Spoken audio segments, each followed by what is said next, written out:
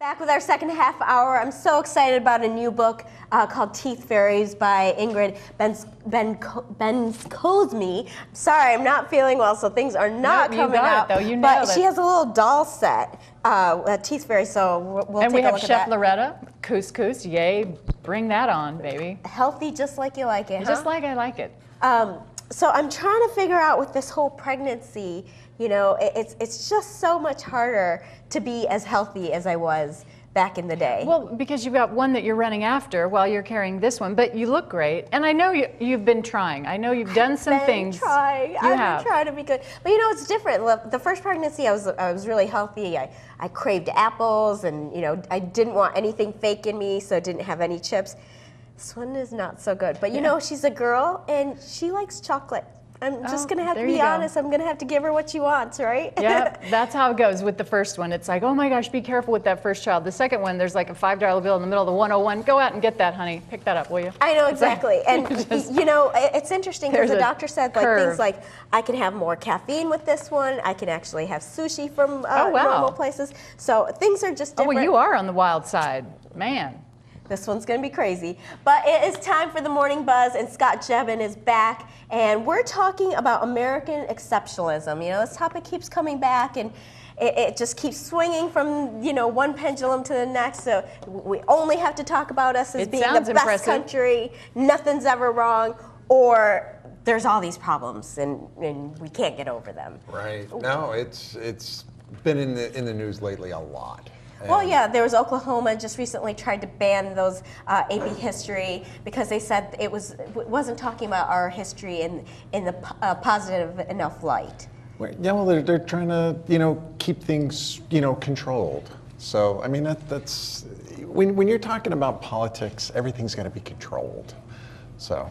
Well, you know, just recently, John McCain had talked about, you know, he's talking about this conflict in Ukraine, and he said he's ashamed of our country for the way we've handled it. You know, he said, I'm ashamed for myself too, for, you know, there's a lot John McCain needs to be ashamed of himself. Sometimes, thank you for being the war hero, though. But, you know, when Michelle Obama back in 2008 said, you know, I've never felt so proud of my country, there was a huge uproar of like, how could she even say this? Why isn't she always Well, let's speak proud in of her complete country? sentences. Michelle Obama said, never in my adult life have I been proud of this country until now. More proud of my country. More proud. So in the last, what's her adult life, 25 years? What, you can't be proud of something? I think you should come up with something. Well, I think, you know, Cold War, maybe? Well, you know, as an adult, like maybe that wasn't her historical reference. It wasn't. She hadn't overcome historical milestones. It's that perception. I mean, ever since President Obama took stage as our president, he's been plagued with this. Newt Gingrich wrote a book about this, and Mitt Romney talked about this a couple of years ago. And this is something that once you've been identified, you know, it's like being a bad driver. You know, once you've been labeled as a bad driver, I don't care how many. It's hard to get out from under it. Yeah, how many driving schools you've been to. But you can love this country and talk about some of the not bright spots. But we're going to move a little bit closer to home. The San Gabriel Valley has been an influx of investment and growth in home sales from Asian investors, especially China. And there's a new controversy going on in Arcadia where officials canceled a trip to China and Taiwan scheduled for next month because some thought that you know, there were some donations made from Chinese donors that were inappropriate. And you know, it's just there's a changing period going on with the whole San Gabriel Valley, and I don't know if everyone can handle this change. Yeah, I mean, when you really sit down and you start to question where these funds are coming from, you start to wonder if that's playing a part of, you know, what we're actually put these people in and voting for. You know, it's a tough subject there. But it's interesting because you know, these funds came in to help fund their trip.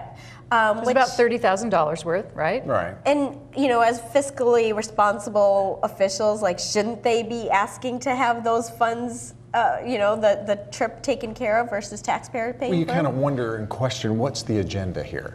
You know, that's the topic, you know. there's family going, Yeah. wives. And so they killed it because they wanted to be above reproach. And I like that. I mean, yeah, no, I think that's great. It can always go another time when there's no we just can't go into controversy. this fear of like they're foreigners and they want to come in here, so we just got to stop everything. So I think that's the balance that these areas are trying to reach. But Scott, thanks so much for coming back in. Oh, my pleasure. Nice I to enjoyed have you. myself. All right. Well, and you thought there was just one tooth fairy. Author Ingrid Bedscomi is here to introduce us to the teeth fairies who help make the process of losing baby teeth a lot less scary for the little ones. Up next.